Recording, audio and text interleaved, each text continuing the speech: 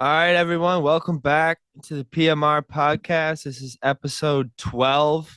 Happy Halloween from everyone here. As you can see, we have Spirit Angler Stevo with us today. We got Mitch in some sort of mask, and I'm the Time Lord. Go Celtics. My name's Andrew. I'm an alcoholic and drug addict. My name's Mitch. I'm an alcoholic drug addict. And thank you for joining us on this spooky, spooky day. We're super hyped to have Steve-O on. Steve-O's been my boy since 2016, 2015. Yes, sir. Um, we went to Denison together. We were freshmen together. And just been homies off jump. We went to nationals our freshman year together. And just a little bit about him. He was a data analytics major and a computer science minor. He's an 11-time All-American at Denison, a 4-time national champion in the 400 freestyle relay, a Hey, Andrew. 3-time overall national champion, and currently he's a controls engineer at a biomedical tech company. So, as you can see, he's a stud. And he's out of all my boys, this mask is going to be a problem. Out of all my boys, he gets up at like 3:30, 4 a.m. in the morning to go to the gym, and he's just someone I've always tried to model my work ethic and I get a lot of motivation from Steve-O. He's my boy. He's always been there. Can't thank him enough. And Steve-O, he's also the producer, the mixer, the master The behind this master. entire episode. So we got to finally give Steve-O some love, a shout out. He holds it down. He does it for free, which we're going to have to figure out how to get him some money here at some point. But Nah, man. welcome to Nah. the pod, brother. Dude, it is such an honor to finally be on the podcast. Episode 12, we were talking before the episode started that I started to lose count of the episodes. I love that we got the system down. We just cranked these bad boys out, and it's great to be come out from behind the computer screen for once and be on the podcast. So thank you for having me. Yes, sir. Of course. We're I know. super hyped to have you. I've been having people say like, "Yo, who is Steve-O? Like, we need to get the face behind the man, behind the legend of Steve-O." So He's he's right here. I need everyone also to conceptualize the fact that at this time today, it is noon where we live, and this man has been up for 8 hours. So just everyone just kind of understand that this We're man's deep a in the day. beast. He's an absolute beast. I've learned so much from him. But this is an episode. You are a guest, so we are going to hit you with a question to get us Yes, jumped sir. off. Okay. So you've seen this question because you've seen all our episodes. When you think about an addict or an alcoholic, what's the first thing that comes to mind for you? So I have always thought of addiction as a behavior or a habit that negatively affects you personally and the people around you. That's my answer. That's just how I've thought about it historically. Interesting. Say that one more time for me. So my definition, or when I hear addiction or addict, I think of a habit or behavior that begins to negatively affect you personally and the people around you. Hmm. So it's kind of broad a little bit, but that's just what I've always thought of it as.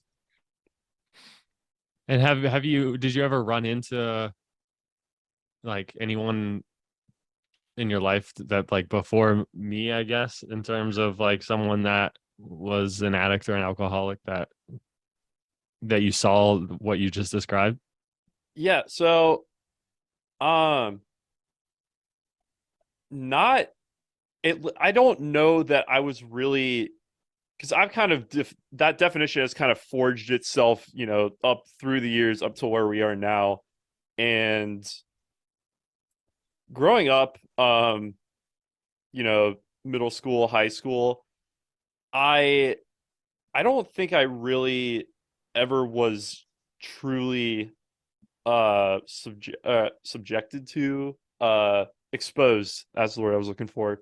I don't think I was really exposed to a lot of people suffering from addiction and that sort of stuff.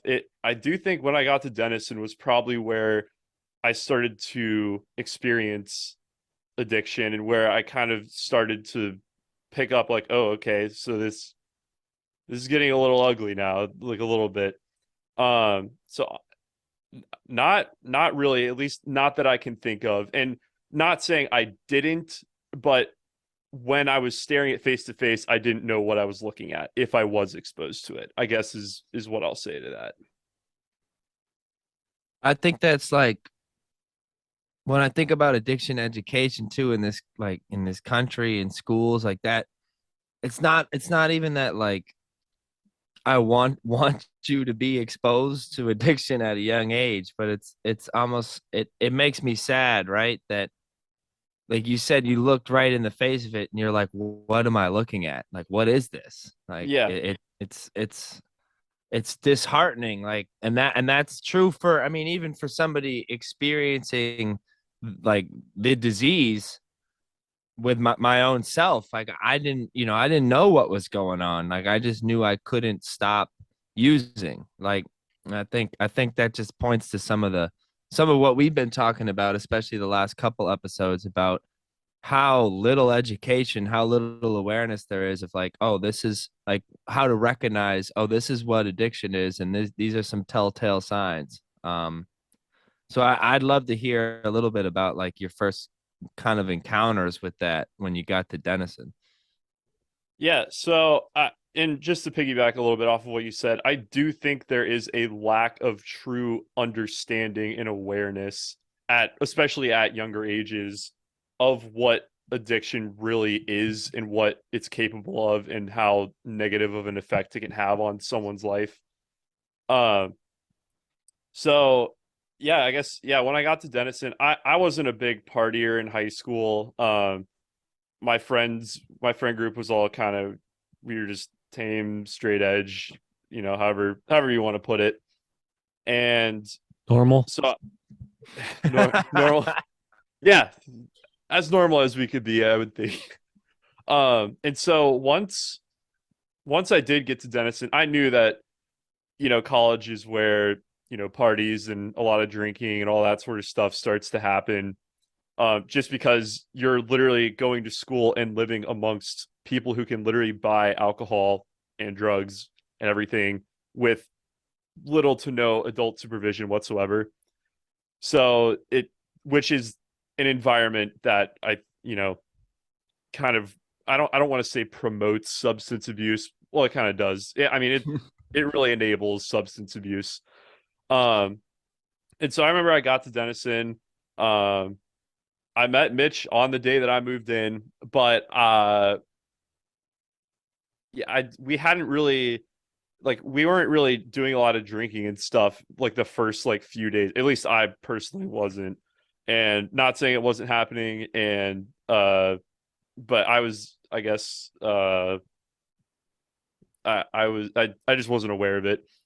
And I remember the first night before school, like the very first night before school, we had a party in one of the seniors' rooms, and that was where I kind of, it was kind of like one of those wake up moments where I walked in and they're just like, there's liquor bottles everywhere, beer bottles everywhere, like everyone's drinking beer, like some people are like definitely inebriated, and I was like, whoa, whoa, this is college, like we're here, we're in college now. and, and I remember I had several people come up and ask me, like, oh, like, can I get you something to drink? Like, you want a beer or something? I was like, oh, no, like first day tomorrow of school. I really, I want to have a good first day of class. And I don't know. I just want to be safe pretty much. And just seeing the quantity that a lot of people drank in the state at which, people were like stumbling around, like you're like having a conversation with someone, they can't even like talk. That was when I was kind of like, oh, so alcohol, like I had kind of heard stories about how dangerous alcohol can be and how it can, um it just starts to blur things. And this was the first time I was like, oh, this is like actually impacting like people's ability to do everyday things. Mm. And throughout the first semester, Mitch, you and I hit it off pretty well. I always have great memories hanging out with you freshman year. But that was, that was when I kind of started to realize like, oh, okay. So Mitch drinks and smokes a lot.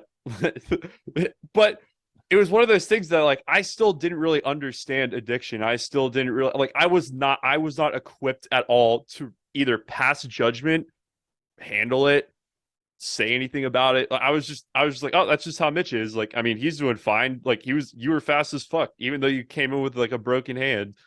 Like you were still an incredible swimmer. I was like, I mean, fuck it, this guy knows what he's doing. Like, let's follow him. Um, and yeah, that was really, I don't want to say you were my first like example of addiction, but it's honestly, you're one of the first people that I can think of that I was exposed to that I was like, wow, okay, so this is what addiction kind of looks like a little bit. Yeah. And it's like, well, as you were talking, I was thinking, how early do we want people to be aware of it too? Or like, is that even a want? I mean, it kind of feels like it should just be something natural. I don't know, but also like with the goal of this page and like what we're doing is trying to raise awareness of younger people to understand addiction more. I don't know if so. It's understanding something is a very weird concept because you can like say you understand something, or you can read something in a book and be like, okay, I understand how that makes sense. But there are a lot of things that you truly cannot even begin to comprehend the true severity and depth of it until you're in it. Like until you experience it, Good point. you can like there's no way you can even like understand that. Yeah. There's only so much you can get out of reading a book or some shit. Yeah, it's kind of like trying to explain the color green to someone who's blind. Yeah. It's like, yeah, I understand the color green, Andrew's jersey there, but trying to explain that to someone who can't even conceptualize, like, who can't even understand it, Right. they have no hope of understanding. So it's one of those things, like you can educate someone, but in order for them to fully understand it, and I mean, these are all just my opinions. I'm no professional by any stretch of the imagination, but neither are we. glad we're all on the same page here. So yeah, I mean, I've just run into like tons of circumstances in my own life where I thought I understood something, and then once I was immersed in it and I was inside it and living it, I was like, wow, I thought I understood it, but I really had no idea how deep it really gets. So I do think it's one of those things you kind of have to be exposed to a degree to truly understand the severity of it. And that is a difficult concept in its own because you don't want to just take kids that are young and like toss them into a group of people who are addicted to something and be like, all right, now go understand addiction now. Right. So kind of like Mitch, it does seem like something that needs to happen naturally, but learning naturally, that's a slippery slope because then you can get dragged right down in there with it. And honestly, I mean, this podcast, I think you're doing the absolute best you can do to try and lay out like this is what it is. This is addiction. You don't want to mess with it. It's nothing to mess with. And you're getting the message out, and you're two living examples of people who do fully understand it. And so if there are people to spread that awareness, you two would be the two. Right. And going back, thank you, by the way. I appreciate that, but yeah, no problem. Kind of going back to what you said, like, and back to what I said about, wishing that you had some like exposure or whatever, like it's almost, I couldn't agree more. Like it's not about being educated. I've been thinking while you've been talking, like we could have all the education that we could possibly, like it's almost like going to school for a profession, right? But really not understanding like the profession at all until we get into it. Like Yeah. until we're exposed firsthand like to those experiences. So, and you could do all the dare and the drug like education in school, like but until you're faced with it, you don't really learn how to recognize it and live like, side by side with it. And kind of like seeing Mitch, right? Freshman year, I hear you kind of saying that like you saw him, right? And he's smoking a lot, he's drinking a lot. Yeah. But he's swimming well, right? And Yeah. that reminds me of like, he's, all this shit's going on in here for Mitch, and he's struggling deeply like on the inside internally, like, and but on the outside things are looking like all right, pretty good, like he's a damn good swimmer, like he's checking the boxes here, like. Yeah. And I don't know, like what you said about how it's risky when you get exposed to addiction, right? Because there's that critical time where you could almost get dragged into it, right? Like, Mhm. how did that look when, after that first type of exposure? Was it almost just like, yeah, like this is just Mitch, or like were there red flags, or how did that kind of unfold? Yeah, there were definitely red flags because Mitch and I were pretty close, off the get-go. And I knew that he got arrested, a couple of times. And obviously getting arrested is not great. And I knew that much at least. And so yeah, once that happened, I mean, because we were on the swim team together, and every time Mitch had some sort of mess up, and it got caught, he like Greg made him address the whole team and explain everything. Right. And so there was like an accountability piece there, but yeah, there were some red flags that like that you just start to be like, oh, like, all right, Mitch like clearly, has got but he's still a fast swimmer, like he's still I always looked up to Mitch, still do to this day, by the way. I've Thank you, always bro. looked up, yeah, dude. I've always looked up to Mitch. Even from freshman year, I was like, I love training with Mitch. I wanted to be like him. I'm a firm believer that you should surround yourself with people that you want to be like. And I was like, I want to surround myself with Mitch Williams. He's like, dude, he's just the funniest, like coolest, dopest person ever. Well, thank So, you, bro. nah, no I problem, love man. you. I love you. You're my dog for real. I love you too, man. So, um, there was also that aspect of there may have been red flags, but I wasn't equipped to deal with it. Like, what am I supposed to do? And like I was mentioning earlier, he was getting all his shit done. He was swimming really fast. He was a great team leader, even as a freshman. Why, who the fuck am I to say anything? Mm. Like, I didn't feel like I had any sort of real concept of what he was going through. And I also, coming from my background, I couldn't even comprehend what sort of demons he was fighting deep down. Like, Mitch, I can't read your mind. I don't know. And that is a problem with I think that's kind of an issue with a lot of addicts, is they're hurting really deep down. And that Greg even mentioned this on his episode, like addiction is your band-aid for whatever you're going through. And most people do not understand that you're fighting demons deep down, or like they can't even comprehend what they are. So then as soon as you tell them like, oh yeah, I think like you have a bit of a problem, you're like, oh, you have no idea what I'm going through, Mm. kind of thing. So I I used kind to of use started, that line to manipulate people. yeah, All the time. yeah. So yeah, it over the years, I kind of like slowly started picking up bits and pieces of that. And I hung out with Mitch a little bit this summer after our freshman year, before his first try at sophomore year. And uh, yeah, there were definitely, oh, there's one story in particular I could think of. This was like before an NCAA practice. So after conference, they released the who gets invited to NCAAs, and the number of people at practice gets significantly reduced to just national team members.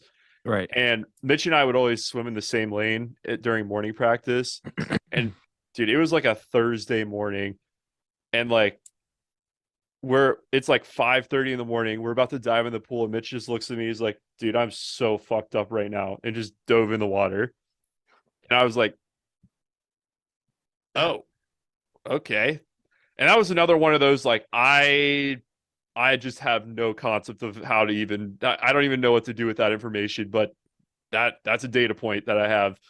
So, but you know, like we did the practice, we swam through it, got through it all right.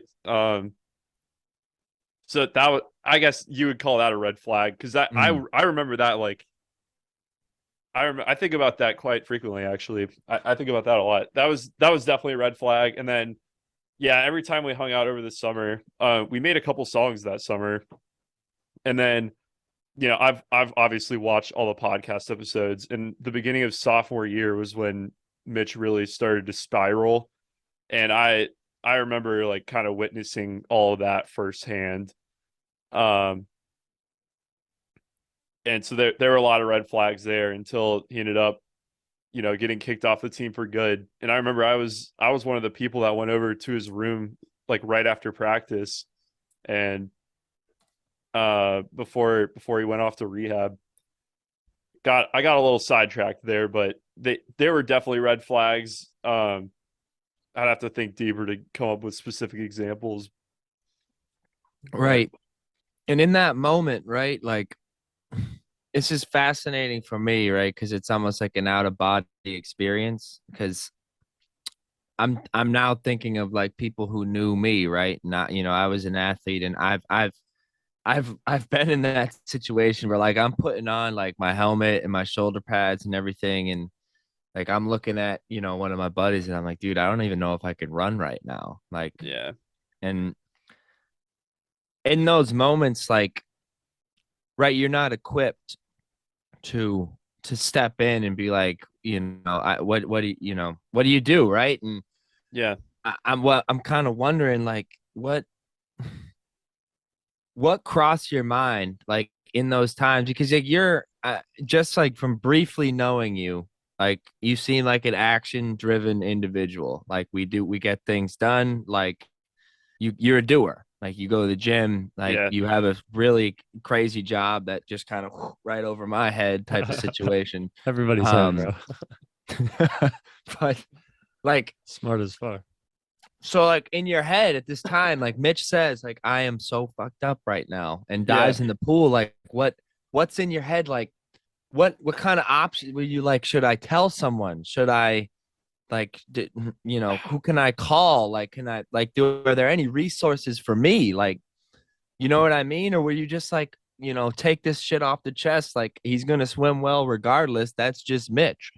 Yeah, I mean, he had earned the NCAC Freshman Swimmer of the Year award, and he was like safe for NCAAs in 3 events. So I was like, well, telling someone is just going to get him in trouble, and that is, don't want Mitch getting in trouble. That's for damn sure. So I didn't really want to tell anyone, and Why would you? He's got to swim. yeah, This I was man's like, yeah, gotta swim. I want Mitch on my team. I'm not losing him. And yeah, so that was honestly like the first thing. I was like, okay, so I'm definitely not going to tell anyone about this. You know, like I just, it was one of the, I just kind of, I put it in the back of my head, and I was like, all right, we got a practice to go through right now. Like, I mean, Mitch knows what he has to do. I mean, he's in the pool swimming before I am, so I guess I got to jump in and swim too. And I guess I try not to think about it as much. So now I have a question for you, Mitch. Knowing what you know now, what do you think I should have done in that situation? And this is a deep question. I was thinking about that. Like, where does the onus fall on a friend or a family member of an alcoholic and an addict, right? Yeah. I feel like it falls. and I have this conversation with people all the time, and Andrew and I both know this super, super well, that it really doesn't, I got to stop saying it really doesn't matter. It definitely matters and it definitely makes an impact, but it just has to be something that the addict or alcoholic decides to do in terms of change. So Yeah, like all the steps Mhm. before, you know what? Actually, I do have an answer for you. I think it's like, for me, it was a culmination of consequences. And one of the bigger ones was when my mom had like an intervention, like for they like draw the line in the sand, like, hey, your family thinks you really have a problem. Like, this is how serious we think it is, right? So like, I think for friends, something similar to that maybe. But here's the thing, bro. Like, if you had, I'm not sure that I would have responded positively to like you or some of the boys being like, hey man, like if it was like you and uh like I don't know who were the homies at the time, Blake, you guys had like pulled me aside and been like, hey, like we think you have a problem, I would have been like, I mean, I either would have given you two answers. One, I would have rationalized it all out and said thank you because I cared about you and I didn't want to say something mean. Or if you caught me in a bad mood, I would have told you to go fuck yourself. So I think that's what we would have went with. yeah. And that's like, so that like makes it super confusing, right? And super hard because it's like, what are you supposed to do? You know what I mean? Because like I had so many meetings with Greg, I got in trouble so many times, and I had gotten in trouble a ton in high school too.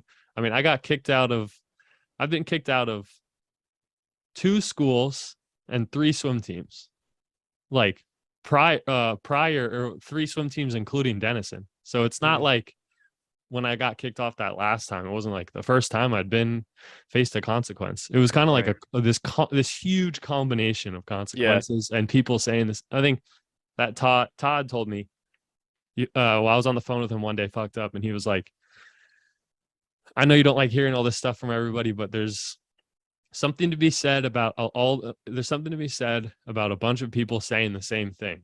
And like, for whatever reason, I've never forgot that. And that turned all the lights on.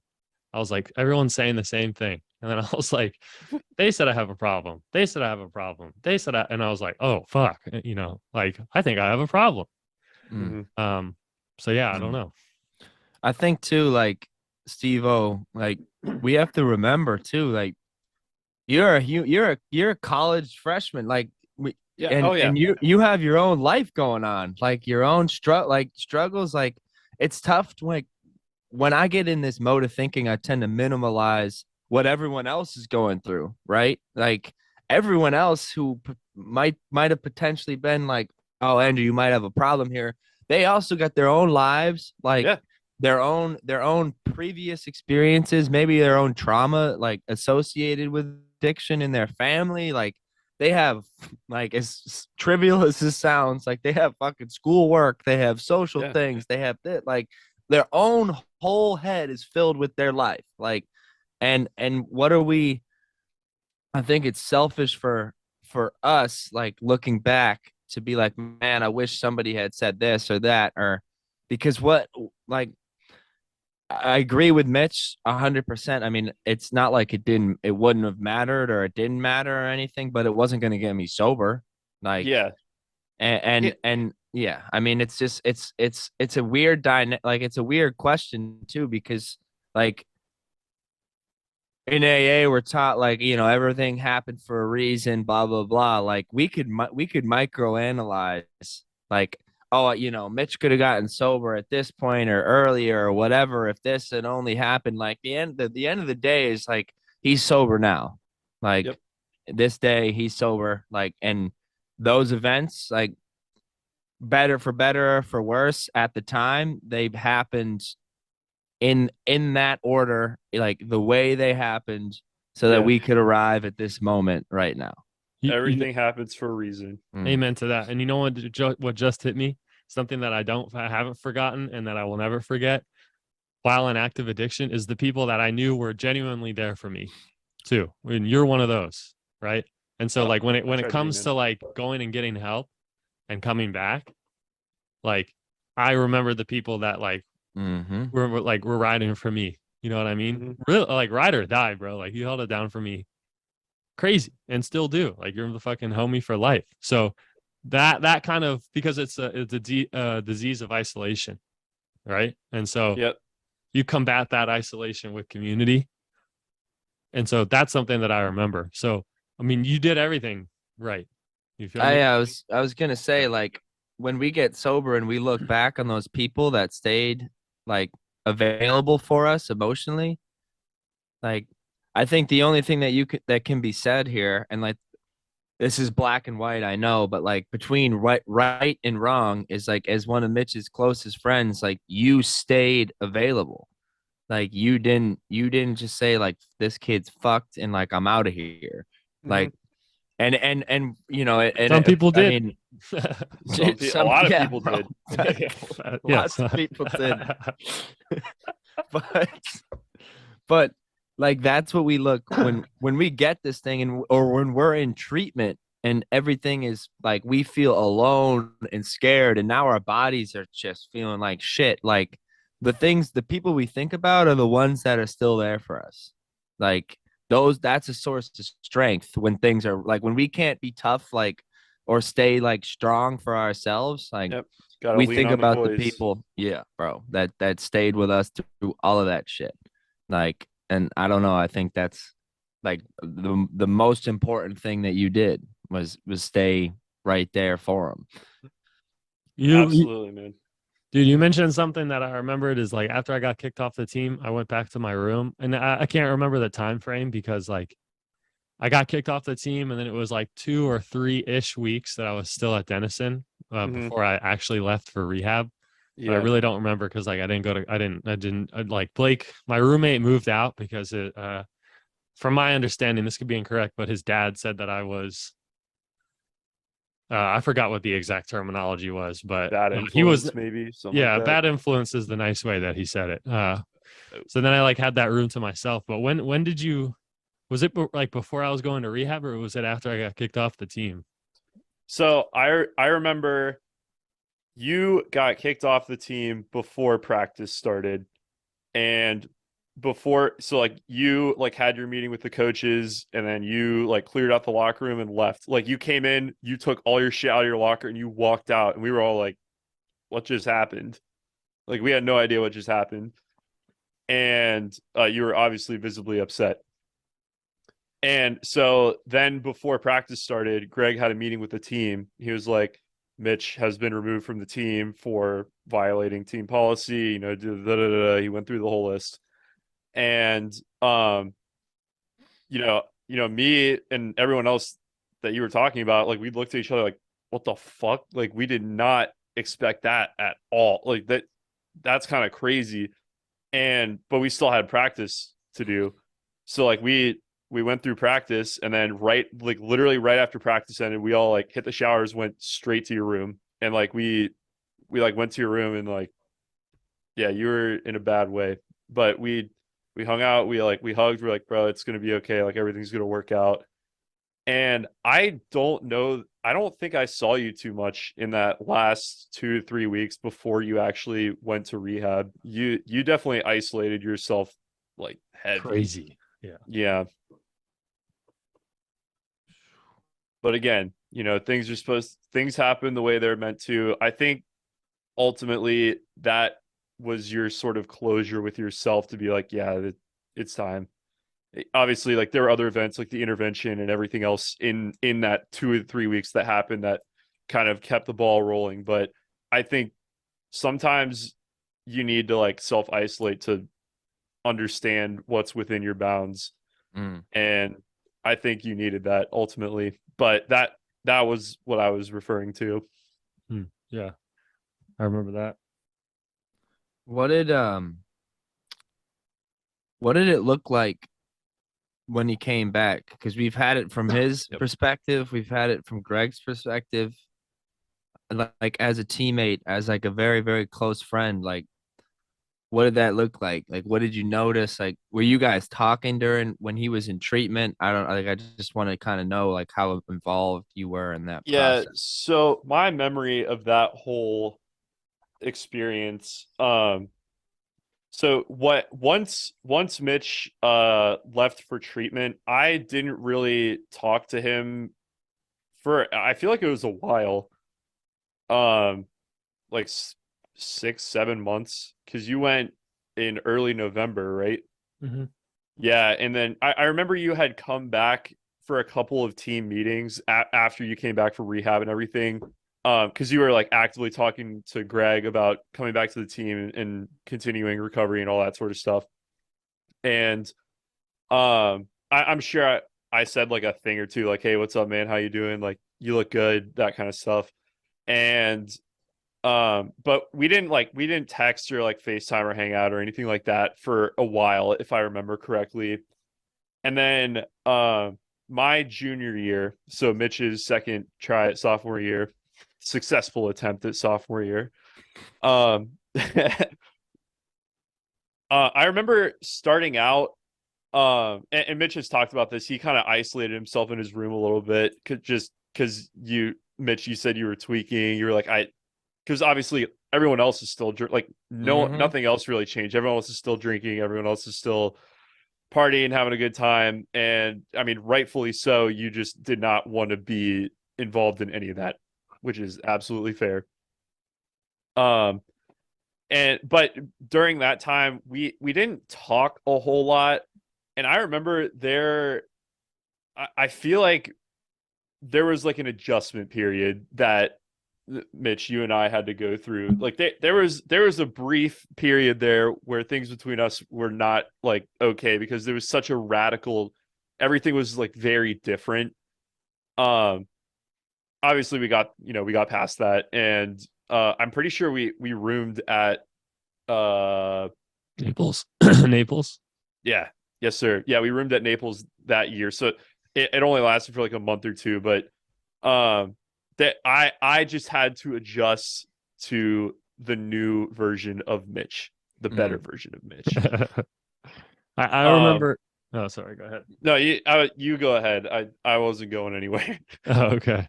Um, I remember that when I was like when I came back, I associated you with some other guys that I didn't really like, and I remember and Andrew and I have talked about this. When I came back, it's kind of like I'm interested to hear your perspective on this because we've talked a bunch about how I look back on it like, oh, I didn't work a program and yada yada yada. But when I Mm-hmm. was first back, I think I was doing a little bit better, and then as I was at school, it kind of unraveled a little bit in terms of how much I worked my recovery. But I remember coming back and having a lot of ego-driven feelings. Like Yep. I kind of looked at the whole team Hmm. and I was like making note of everything you did, or not you, but the team, like you did and didn't do for me. Yeah. Like, did Mm-hmm. you clap when I came back? Did Hmm. you say welcome back? Did you give me a hug? Did you say I knew you could do it? You know, like shit like that. And I was like, I had this checklist for everyone.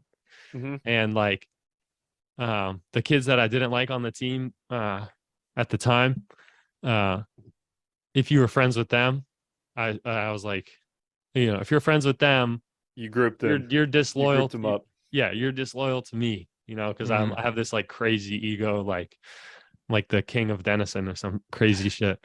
And so I remember being like, oh, Stevo was my guy, but now he's with them. So fuck Stevo.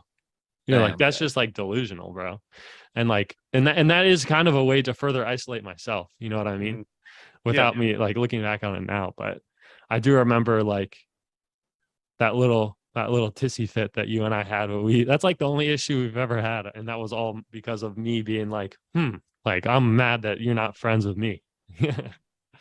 Yeah, and you know what was really cool? I thought the sport of swimming brought us back together, because we just That's loved training against each other and fucking competing, and that like that just it mended all the wounds like that's within, facts. a month or two. But yeah, no, I do remember there was like a little adjustment period in there, but once we got through that, like best boys. Yes, sir. And did you see this like play out all this kind of this ego driven Oh. like he was like making note of everyone like fuck this person, like this person didn't clap, like Yeah. this person's hanging out with them, like and like how click because it's one thing for us to think that we're putting this energy out, like but Like, was it very clear? Like, all right, well, this man is like completely isolating himself against the people he doesn't like, and like very, very clearly unhappy with some of the other teammates as well. Like, Yeah. The way I thought the way I kind of perceived it was like Mitch was just on a mission. Like he was, and I totally respect it. I'm like, dude, this man just went through like the craziest transformation of his life. Like there's obviously no like there's no reason to you should ever expect everything to just come back and be normal. Like there's obviously going to be some adjustments that need to be made, and him adjusting back because like the team continued on without him. Like everything continued on, school continued on. All of our friends, all of our mutual friends, we all were still friends. We continued on, and he mm-hmm. just kind of forked off on his own little side mission for a little bit. And then and then once he came back in, there was like like, well, we've already experienced all of this stuff that you missed.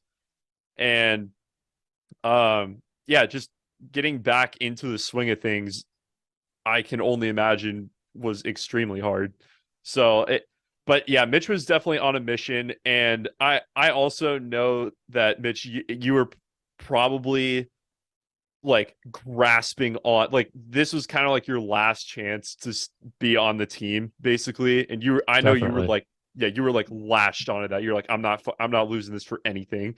Facts. And yeah, it's another one of those things like, That's a good point. although you were self-isolating and um although you were self-isolating, it very well could have been that you just needed that self-isolation to slowly get acclimated back to being in the swing of things, especially after undergoing such a radical change. So yeah, I never once thought it was easy for you. Not once. So dude, no animosity whatsoever.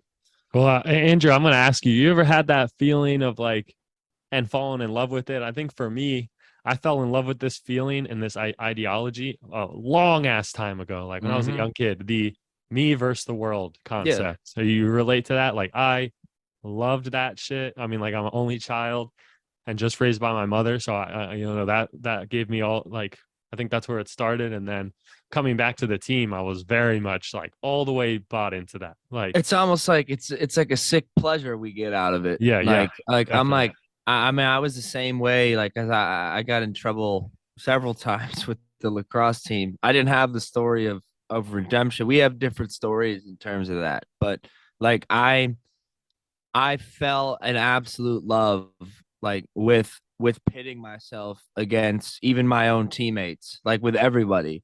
Like and I had like such a story built up in my head of how it was gonna look. Like the looks on people's faces when I did this and broke this record and like scored a goal here and like and all the people who pissed me off, all the people who like doubted me. Like I took all of this like internal strife and like self-hatred and turned it on to everybody else, like writing their stories, writing their opinions of me without even consulting them or having really any evidence about it. I was just like, yeah, everybody definitely hates me, like they think I'm a degenerate, like they don't think I deserve to be on this team, like so fuck them, like I'm gonna prove them wrong. And the reality was is nobody, like maybe a few people, but by and large, nobody was like, yeah, we hate this kid or like we don't want him here. Like most people didn't really give a rat's ass about whether or not I was on the team. Like they they were going along with their own lives. So I think it's funny. I think it's a trait that a lot of people experience, but maybe more severely those who struggle with addiction. Like I loved settling into that isolation of like not like everybody else can f off, like. And I don't know, like Steve-O, have you ever experienced that? Like, or because you're talking like it's funny to hear you talk about how much like you looked up to Mitch and how great the competing was, like, and how like you guys like to like swim against each other in practice, like how that forged a bond of friendship. I'm sitting here thinking to myself, like, bro, if I was like swimming or competing with this dude, like I would fucking hate him. Like I'd love to race against him, but like I'd be like, screw this kid. Like I don't want to go get Chipotle with this dude after practice. Like I'm gonna sit in my room and plot how I'm gonna beat his ass tomorrow. Like We were IHOP boys. We would go to IHOP after Saturday morning practice.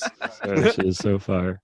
Bob Evans, bro. I still But Bob Evans too. I'd do anything to do one more 2-hour swim and then go to Bob Evans. Go to Bob Boys. Evans. They Bro, go. I don't take a think nap. that's outside the realm of possibility. That's like a really feasible thing that you could do. I don't think We so.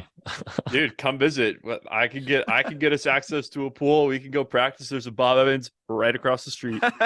There's no Bob Evans in LA, that's for sure. Dude, I don't think I could swim for 2 hours. I think I'd be dead. I think I'd drown. It's a lot for sure. Like a So rock.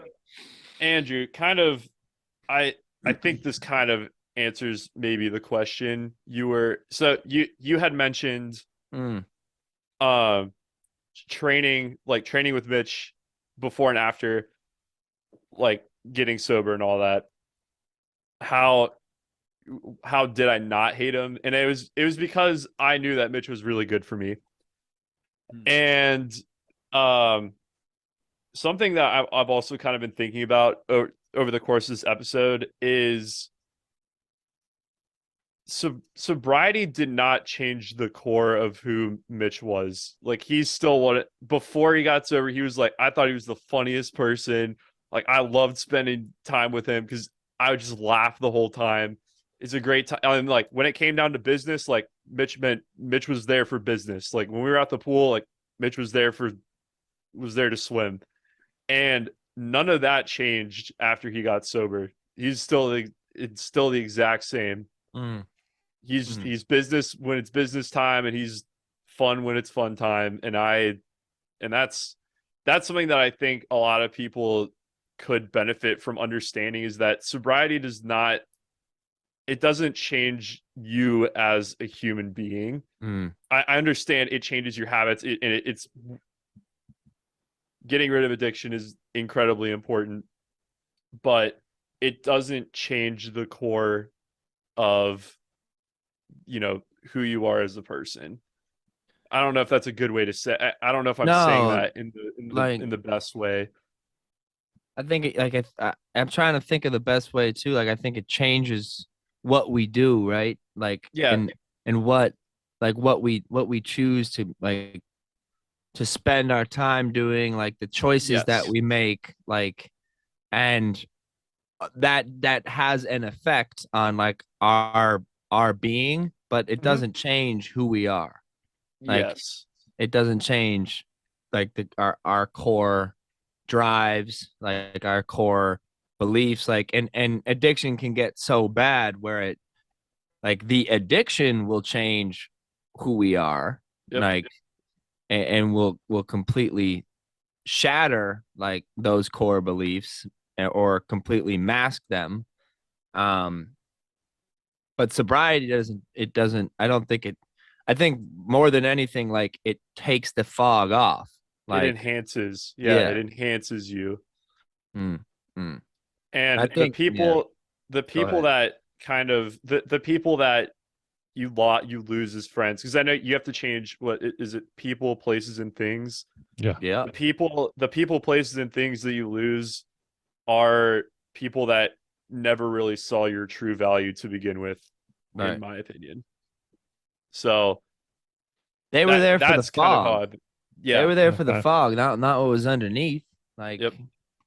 usually that's how it works. Like, the people I don't really talk to anymore were people who like did drugs with me, and Yeah. that's what we did. Like, who saw like that thought that was the core of my being, was like, yeah, he's a massive drug user. Like, and they're not a part of my life anymore, because that was never who I was. Like, that was a mask. Yeah, but you know what? Yeah.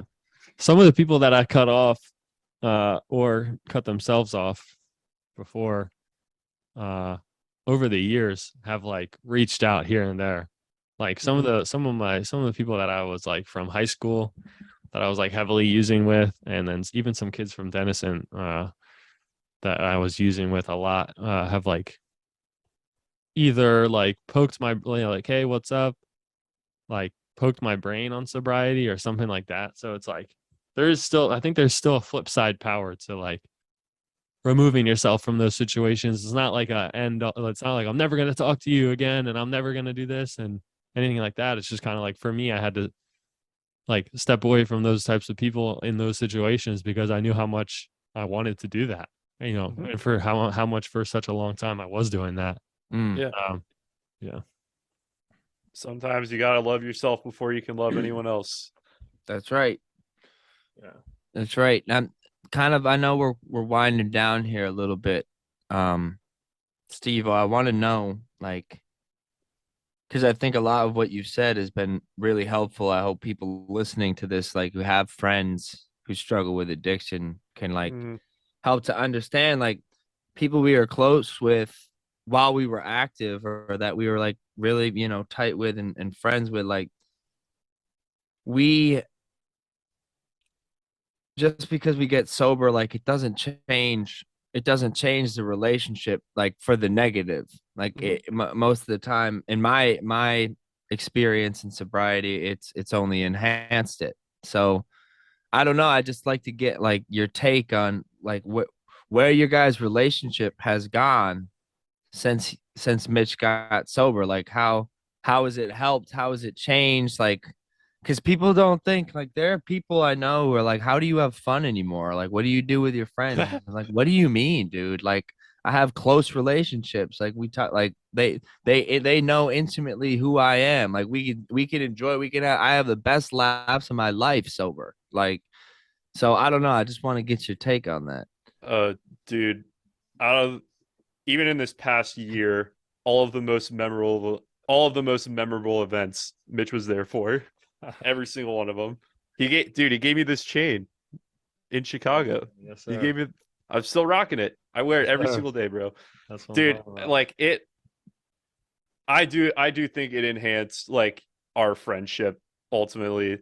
I mean, we won 2 national titles together. We made a song that has 440,000 plays on SoundCloud. Rona Nights. Rona Nights. We've had I mean, we've hung out so many times, even since we graduated, and we live like 1,000 miles apart from each other. Like, we still hang out at least 2 or 3 times a year, and every time it's like it is the highlight of the year every time. Facts. That Um, Chicago trip this year was fire, bro. it was so good, so fun. So I mean, so was graduation. Yeah, true. The graduation weekend. Every time I spend with Mitch is a great time. That's all I know. Yeah, I value your friendship enormously, bro. So I appreciate you You as saying well, that. man. Right back at you. We got to figure out how to get you out to LA, or maybe we got to meet somewhere in the middle. I don't know. We Yeah, can meet in Ohio. Ohio. Steve-O's come he's visit, in bro. the We can middle, hang out at dog. Wildwood. Yeah, Wildwood. Yeah, Steve has this cabin in the woods in Cincinnati it's called Wildwood, and it's electric. It's a hot spot for sure. It's a great time. But does that answer your question? I mean, I have not had a bad experience with young Bobby here since sobriety, other Hold than the on. like. What's up? Young Bobby? Yeah, he calls me Uh-oh. Bob. Oh yeah, I don't think you know about my Bobby nickname, do you? Bro, what? If I knew you had a nickname Young Bobby, I'd be calling you that for the last 11 episodes. Oh, Well, I my fucked up. my real first name is Robert. So some of my it's like an OG homie if they call me Bob or Bobby. Yeah. Damn. I have a couple others that call me Bob, or one other really, which is Grant. But Whoops. the what was I gonna say? Oh, I think that I mean it's awesome that like you and I have blossomed since I got sober and shit, and like I completely agree with that. But I feel like that's only because I fucked with you heavy before. You know what I mean? Like there are definitely some Yeah. people that I like in recovery. I was like, oh, I remember what I was thinking. It was a little bit ago. I was thinking my sponsor said he was like, even in recovery and like when I was in addiction, I have the ability and get a good feeling from this of like making people uncomfortable, like all the way down to the degree of making someone uncomfortable in a room just by my presence or my eye contact or some shit like that. And I remember I did that even in recovery. Like there's one kid on the team. I think we know who we're talking about that I really did not like, and you were and still are kind of friends with this person, and I don't have a resentment against them anymore. But it's like I remember going out of my way to make him uncomfortable at practice, to make him uncomfortable in team meetings, like always talking shit about him, hyper focusing on him. Like I had this propensity to be like, and it was even joked about, like he either fucking loves you or he'll fucking hate you, and he's gonna make your experience uncomfortable. And like I think about that, like that's some real malicious shit, bro. Like that's like, and like you got that good side for sure, but you got a taste of that maliciousness when I didn't fuck with you. And I don't know, I don't remember if I like, did I ever do anything to make you uncomfortable or some shit like that? Not that I can remember. So it was nothing out of the ordinary. Yeah. Out of the ordinary. Yeah. But you know what I mean? Like you have seen me be like in sobriety fucked up to other people though, right? I have. Yeah. I have.